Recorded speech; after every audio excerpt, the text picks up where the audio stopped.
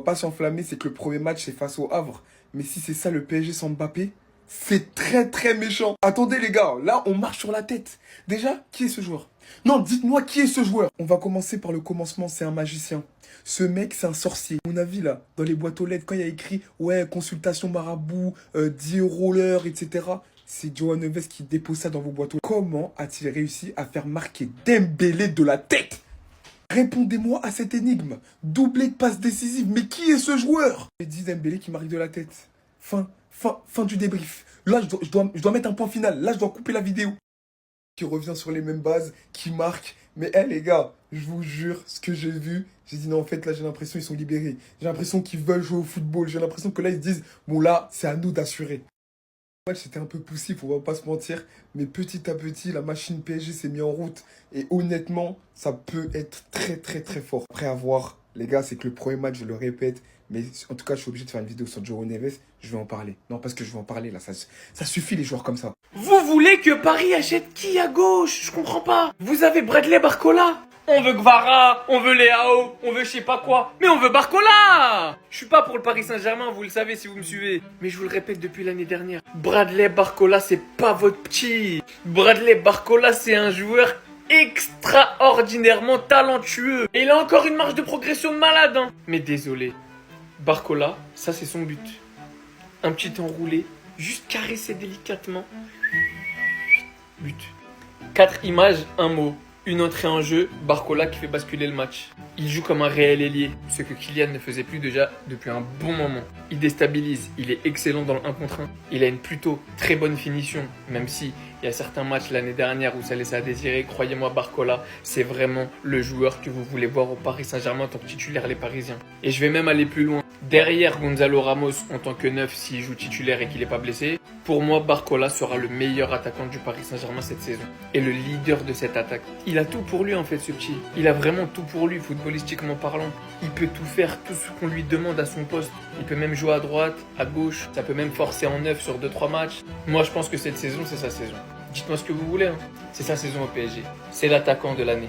Vous verrez. En tout cas, les Parisiens, moi je comprends pas pourquoi vous voulez encore des mecs à ce poste-là, alors que tout ce que vous allez faire en ramenant une grosse star à ce poste, c'est lui barrer la route. De quelle planète vient-il?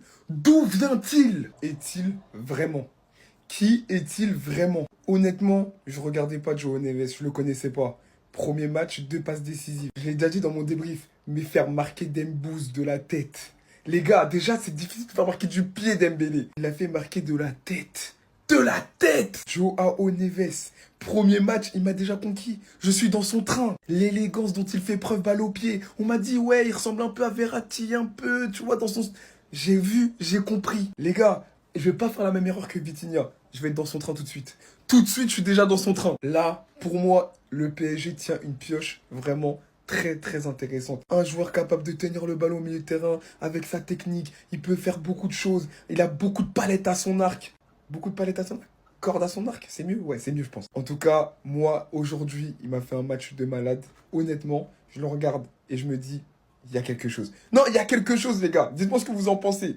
Oh là là là, mais quel match de Bradley Barcola. Le gars, il vient de rassurer tout un peuple. Il vient de montrer aux supporters parisiens qui n'ont rien à craindre après le départ de Kylian Mbappé. Luis Enrique aujourd'hui a voulu se compliquer la tâche en mettant ses meilleurs joueurs au banc, c'est-à-dire Ousmane Dembélé et Bradley Barcola, et il a bien senti. Parce que le Havre a failli tout simplement les chicoter. On te dit c'est le premier match du championnat. Au lieu de faire jouer tes meilleurs joueurs pour prendre en confiance et aussi prendre les 3 points face à une équipe abordable, non, toi tu veux te compliquer la tâche en mettant des Mbaye, des Zagué même. T'as vu ce qu'il a failli faire aujourd'hui? Heureusement que l'arbitre était là pour siffler, sinon il y avait but. Cependant, faut se dire la vérité, jusqu'à l'entrée de Barcola et Ousmane Dembélé, cette équipe du Paris Saint-Germain là était inquiétante. Ce Zahir Emery qui cassait tout en début de saison dernière, je sais pas où il est passé, le gars il est devenu nul, mais d'une manière. Heureusement que Ruben Neves est rentré pour un peu tranquilliser ce milieu, parce qu'à part Vitinha, il y avait personne qui voyait le jour. Asensio, je compte même pas le nombre d'occasions qu'il a eu. Il a tellement eu de caviar de la part de Vitinha, mais à chaque fois, il arrivait devant le gardien et il faisait n'importe quoi. La seule recrue qui m'a vraiment impressionné aujourd'hui, c'était Pacho, que ce soit en termes d'assurance, en termes d'agressivité, il est trop fort. C'est vraiment le remplaçant idéal à Kipembe.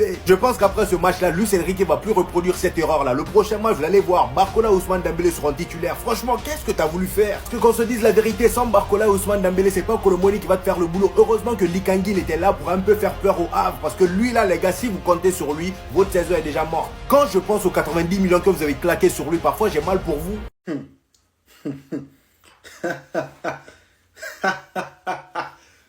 Deschamps. Faut juste dire ça en fait. Deschamps. T'as vu ce que t'as raté à l'Euro? C'est de ça qu'il s'agit. C'est de ça qu'il s'agit. Bradley Barcola. Bradley B. C'est méchant. Ouais. J'ai vu que c'est méchant. Ouais. 20 minutes top chrono.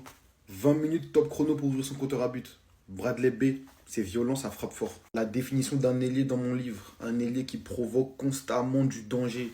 Il prend la balle, il te tase, il te dépose sur place. Et puis il va marquer. Je suis pas pour le Paris Saint-Germain, mais j'ai entièrement confiance en lui. J'ai entièrement confiance en lui. Je sais qu'il peut tenir le Paris Saint-Germain cette année. Je le sais, il peut être un atout majeur pour cette équipe. Peut-être que je me trompe, peut-être que j'en fais trop, parce que peut-être que c'est que le Havre en vrai de vrai. Hein. Mais moi, il m'a convaincu. Je sais pas vous, dites-moi ce que vous en pensez en commentaire. Moi, ces 20 minutes m'ont suffi pour me convaincre de ce qu'il allait produire cette saison. Ça allait être brutal, ça allait être violent. Accrochez vos ceintures, surveillez jamais le ciel. Parce que les ailiers qui tasent là, ils sont pas dans le ciel, hein. Ils sont en bas, les gars. Clic, clac, boum.